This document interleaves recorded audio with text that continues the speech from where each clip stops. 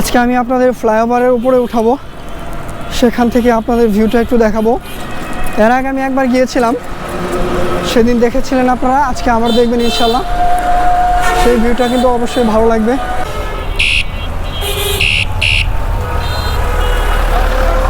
আসলে এই সিটি কর্পোরেশনের হাইওয়েগুলোতে যদি আপনারা রাইড করেন অবশ্যই চোখ কান খোলা রেখে রাইড করবেন। এখন 5টার কাছাকাছি বাজে, মেবি 4:50 আমাকে ফ্লাইওভারের উপর দিয়ে যেতে হবে।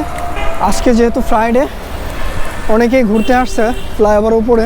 সেদিন উঠেছিলাম, ভালো লেগেছিল, আজকে আবার উঠবো। ফ্লাইওভারে আসলে সব বড় বড় গাড়ি, এই বড় বড় গাড়ি মাঝে আমার ক্ষুদ্র গাড়ি উঠতেছে। চৌরাস্তার আপনার উপরে যে ফ্লাইওভারটা, ঢাকা ময়মনসিংহ রোডের যে বড় ফ্লাইওভারটা, সেটা কিন্তু এখনও চালু হয়নি, মানে কাজই শেষ হয়নি। সেটা কাজ শেষ হলে অবশ্যই আমি ওটাকে নিয়েও একটা ভিডিও বানাবো, আপনারা দেখতে পাবেন আমার চ্যানেলে এবং ফেসবুক প্রোফাইলে। চমৎকার একটি দৃশ্য এই ফ্লাইওভারে, দেখুন এইদিকেও ফ্লাইওভার, বাম দিকেও ফ্লাইওভার, এবং আমি যে দিক থেকে আসতেছি সেই দিক থেকেও ফ্লাইওভার। চমৎকার একটি দৃশ্য আপনারা দেখতে পাচ্ছেন, মনোমুগ্ধকর, যেটা আসলে ভাষায় প্রকাশ করার মতো না। আসলে এই জায়গাটা অনেক ভালো লাগে। এখানে কিন্তু অনেক টিকটকাররা আসে টিকটক করতে। এই সামনে কিছু দেখতে পাচ্ছেন। আসলে ফ্লাইওভারে উঠতে গিয়ে আমি হাঁপিয়ে গেছি। এখন বাইকের গতিতে যাইতেছি, আশা করি কোনো দুর্ঘটনা ঘটবে না ইনশাল্লাহ।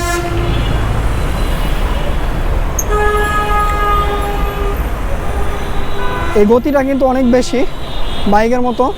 যাই হোক, আমি একটু স্লো করে যাই, তাহলে ওইদিকে গিয়ে ব্রেক করতে পারবো না, পরে উল্টে যাব। আমরা কিন্তু এখন আপনার ঢাকা রোডে এসে পড়ছি, যদিও এটা রং সাইড, বাট আমি ধীরে ধীরে সাইড দিয়ে চালিয়ে যাব। সামনে হচ্ছে বাইপাস, রং সাইড দিয়ে যাচ্ছি, এজন্য দুঃখিত আন্তরিকভাবে। মানুষের চাপ প্রচুর বেশি, কারণ এখানে দুই পাশে হচ্ছে গার্মেন্টস ফ্যাক্টরি এবং বিভিন্ন ধরনের কোম্পানি আছে, যার জন্য কিন্তু প্রচুর পরিমাণে লোকজন এদিকে থাকে। তো আমি এখন এই দিক দিয়ে চলে যাবো আমার বাসায়। অনেকদিন পর এই রোডে আসলাম।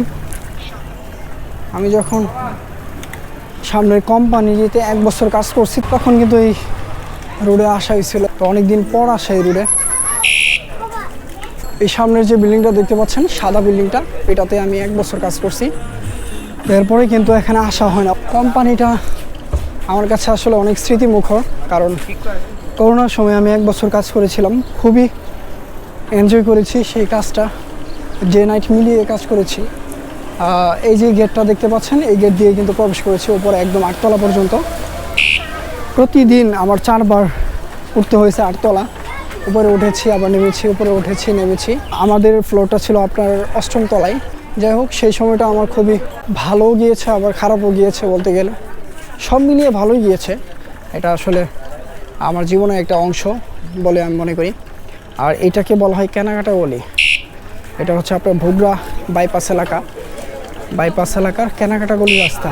এই রাস্তা আসলে আগে অনেক ছোট ছিল এবং একদম কাঁচা ছিল। এখন কিন্তু এটা ঢালাই রাস্তা করে ফেলছে। তবে পাশ দিয়ে আপনার ড্রেনগুলো খুব বাজে অবস্থা।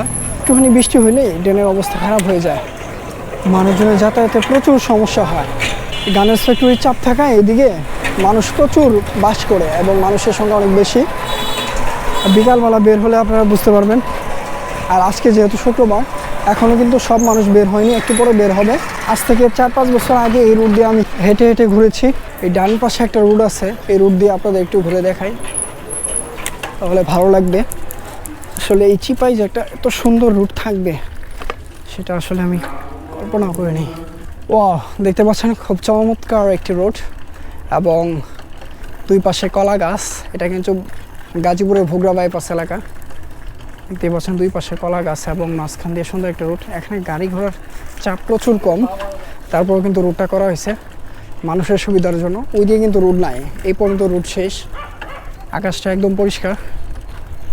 এর পাশে কিন্তু আপনার পুকুর আছে, দেখতে কিন্তু অনেক ভালো লাগতেছে। তো আমি আর ওইদিকে যাবো না, এই রুটটা দেখানোর জন্য কিন্তু এইদিকে আসা। আমি আবার ব্যাক করব। অস্থির একটা ভিউ এই জায়গায়, অনেকদিন পরে আসলাম। তাল গাছা ছিল অনেক, কেটে ফেলছে রাস্তার জন্য। দুই পাশে কলা গাছগুলো কিন্তু সেই লাগে, নতুন মাটি তো কলা গাছ ভালোই জন্মিছে।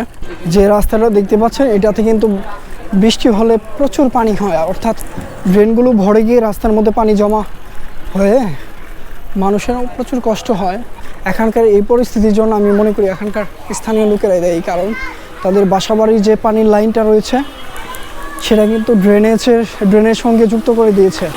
আপনার কিচেন, তারপর হচ্ছে আপনার ওয়াশরুম এবং টয়লেট, এই টয়লেটের লাইনগুলোও কিন্তু এই ড্রেনের সঙ্গে যুক্ত করা, যার ফলে এই ড্রেনটা ভরে গিয়ে রাস্তায় পানি জমা হয়ে থাকে, যেটা আসলে আমাদের জন্য খুবই লজ্জাকর এবং ঘৃণ্যকর একটা কাজ। এটা আসলে আমাদের বিপদ আমরা ডেকে আনি, এটা আসলে আমাদের জন্য খুবই কষ্টকর একটা বিষয়। এখন আমি এসে পড়েছি তালতলা রোডে। এটা হচ্ছে সামনে হচ্ছে তালতলা। এই যে এখানে বাম পাশে একটা তাল গাছ ছিল, এটা কেটে ফেলছে অনেক আগেই।